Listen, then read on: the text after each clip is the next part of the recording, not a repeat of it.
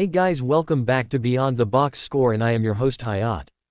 Today we're breaking down 5 college basketball matchups on March 13th, and this slate has some really interesting spots. We're looking at Virginia versus Miami, Illinois versus Wisconsin, Ohio State versus Michigan, Kentucky versus Florida, and St. Bonaventure versus Dayton. This isn't about guarantees, this isn't about pretending we know exactly what's going to happen. It's just pure analysis and opinion.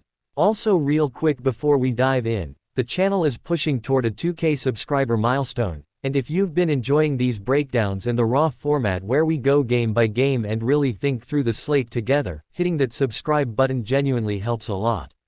Alright, let's jump into the slate and start connecting the dots. Alright, first up, Virginia versus Miami, and the lean here is Virginia. Let me walk through why this one connects for me, because when I start thinking through the layers of this matchup, it keeps pulling me back to Virginia. So I'm looking at how both teams even got here in the first place. Virginia just knocked off NC State 81-74, and Miami got past Louisville 78-73. Neither one of those games was some easy cruise, both teams were in a fight the entire way, and that matters to me because it shows how tight these tournament games can get once you hit the later rounds. And now we're talking about a 2-seed vs 3-seed matchup in the ACC tournament semifinals, and the stakes are obvious here because the winner advances to the ACC championship game on Saturday. So the intensity here, it's not subtle. Now when I start replaying the earlier matchup between these teams, that one really sticks out to me. Virginia already defeated Miami 86-83 this season, and that game was fascinating because Miami actually had an early double-digit lead in the first half. That's important because it tells me Miami absolutely can create early offense against Virginia, but what happened after that? Virginia just chipped away with defense until the game flipped.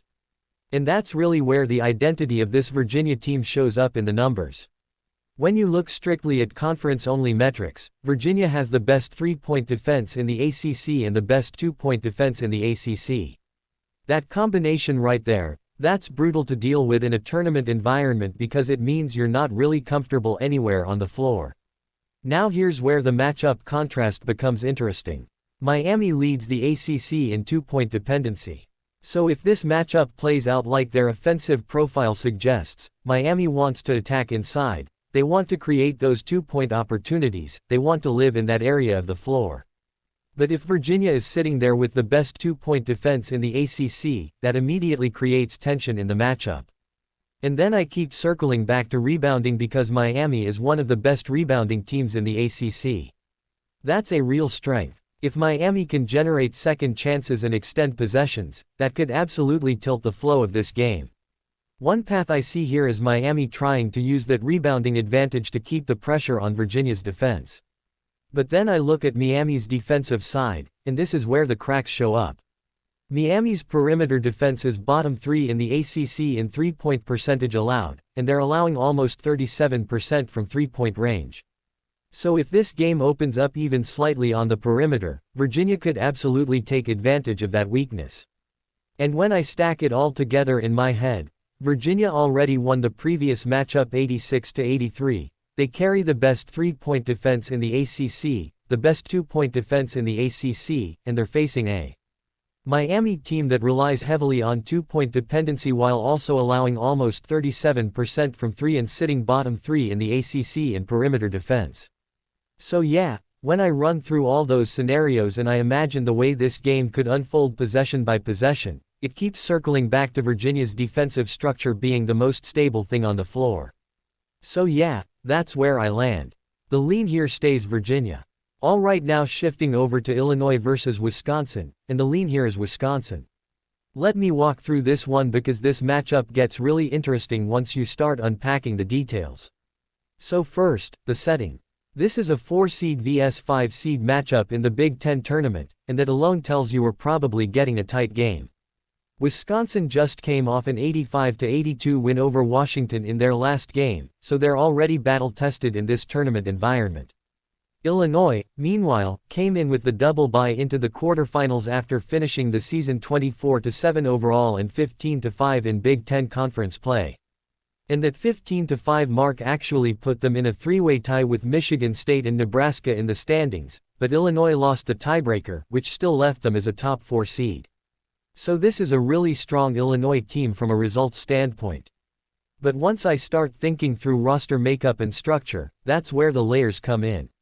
Illinois is physically massive. Their average height is 80 inches, which ranks first in Division I basketball. That's not subtle, that's a real size advantage across the lineup. But experience is where the story flips.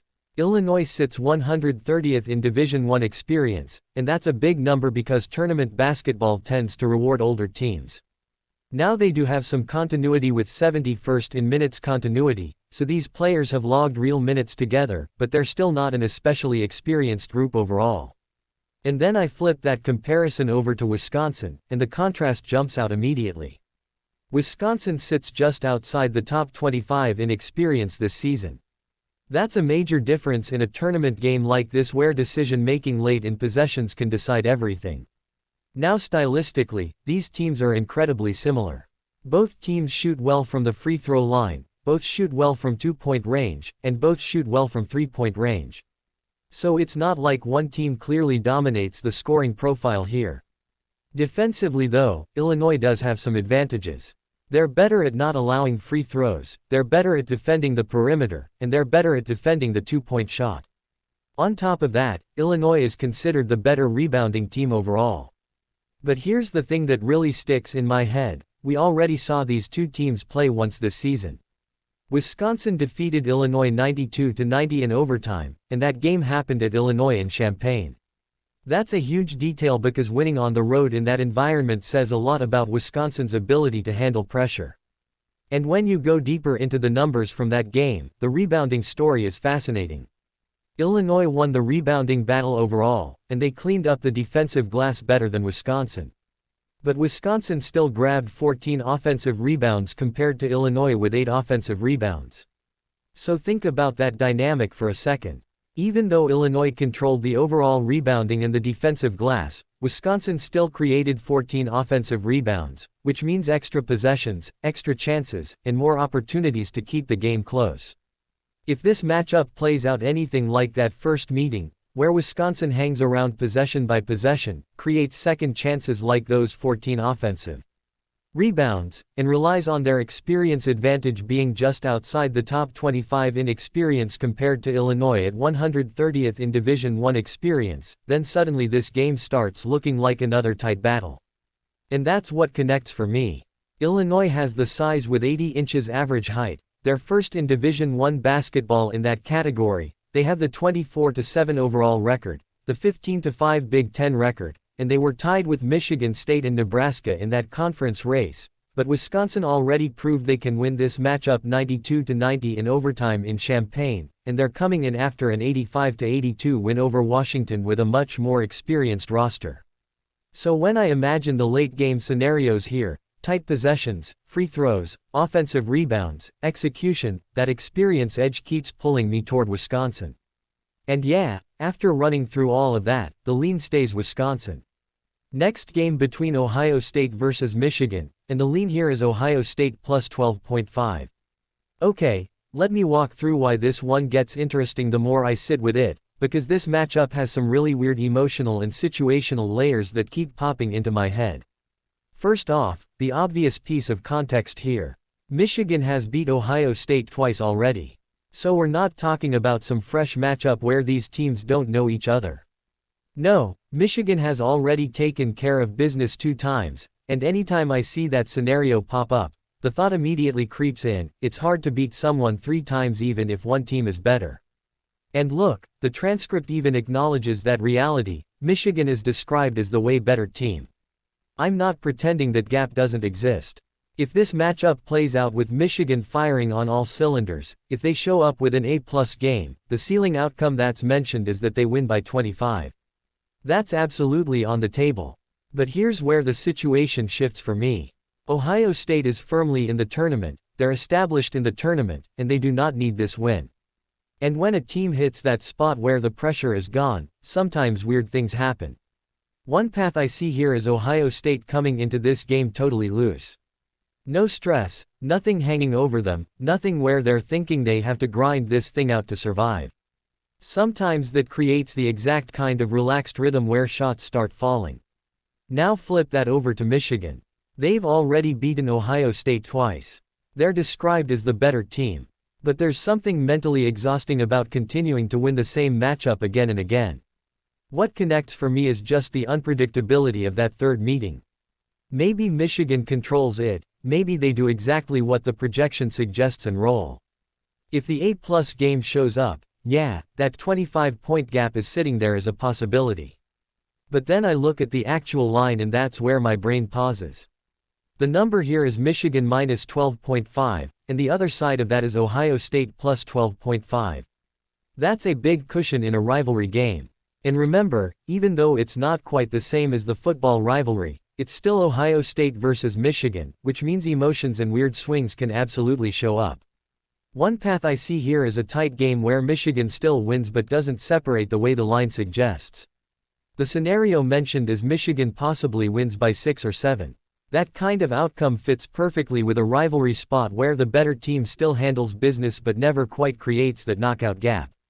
And then yeah, there's the chaos outcome too. Michigan could win by 30. That's also acknowledged. If Michigan catches fire and Ohio State's relaxed approach turns into sloppy execution, that blowout path absolutely exists. But when I stack everything together, Michigan already beat Ohio State twice, the trend floating in the air that it's hard to beat someone 3 times, Ohio State being firmly in the tournament and not needing this win, the line sitting at Michigan minus 12.5. And the realistic outcome where Michigan maybe wins by 6 or 7, the structure of the game keeps pointing me toward the value sitting on the points. So yeah, when I play this whole thing out in my head from start to finish, the lean here stays Ohio State plus 12.5.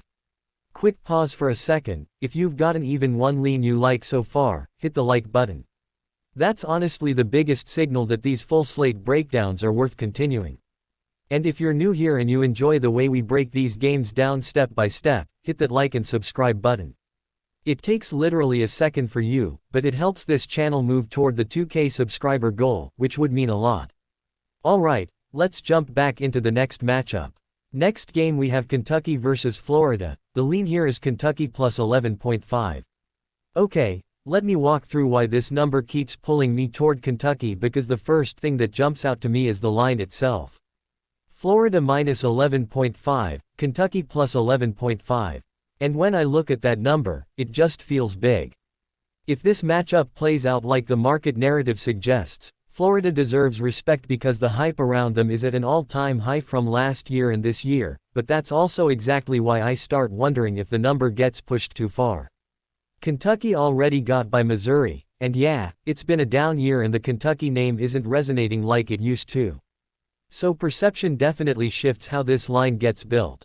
One path I see here is a game where Kentucky just hangs around because that 11.5 cushion is sitting there, and when I think about where the number should actually land, the thought keeps coming back that it should be 8.5 or 7.5 instead of 11.5. That difference matters. What connects for me is the idea that the spread is too big and even described as inflated, which opens the door for Kentucky to stay within striking distance. I can absolutely imagine Florida still controlling the game, but if Kentucky simply stays competitive like the expectation suggests, that plus 11.5 number becomes valuable. So when I run through the matchup with Florida carrying the hype and Kentucky coming off getting by Missouri during a down year, the scenario that sticks in my head is Kentucky sticking around long enough to make the margin matter. Yeah, that's why the lean stays Kentucky plus 11.5. Here we have next game St. Bonaventure versus Dayton. The lean here is Dayton minus 6.5. Let me walk through why this one is interesting because the number here is St. Bonaventure plus 6.5 and Dayton minus 6.5, and right away the conversation around this matchup starts with the idea that the spread might actually be too high. If this matchup plays out the competitive way it could, St. Bonaventure absolutely has the ability to stay right there because the expectation is that St. Bonaventure should be competitive with Dayton. But the weird part of this game for me is how the ending could unfold. One path I see here is a tight game late, something chaotic where the game is tied with 1 minute left and everything comes down to those final possessions. Imagine Dayton hitting a huge shot, that scenario specifically mentions Dayton hits a 3, and then suddenly St. Bonaventure is forced to react. Now the pressure flips, St. Bonaventure starts fouling, and that's where the mechanics of the finish really matter. Because if that sequence happens, free throws at the end start stacking up. And that's exactly how a tight game suddenly stretches out. What connects for me is the idea that the margin might not come from dominance during the game, but from that late sequence where free throws at the end extend the lead. Even if St. Bonaventure is competitive most of the night, that late game structure could push Dayton beyond 6.5. So when I picture that endgame scenario with the game tied with 1 minute left, Dayton hits a 3, St. Bonaventure starts fouling, and free throws at the end pushing the margin, yeah, that's why the lean sticks at Dayton minus 6.5. Alright, that wraps it up for all 5 matchups on March 13th. As always, this was analysis and opinion only, nothing guaranteed, just me working through how these games could realistically play out if the situations connect the way they look on paper. Now I'm really curious how you're seeing these spots. Drop AZ in the comments and tell me which matchup stood out the most to you, or if there's a game where you see the angle completely differently. And if you made it this far and enjoyed the breakdown, don't forget to like and subscribe. We're pushing toward that 2K subscriber milestone, and every single subscription helps the channel grow and keeps these deep dive slates coming. More breakdowns like this coming soon, same raw format, same thinking out loud analysis, right here on Beyond the Box Score.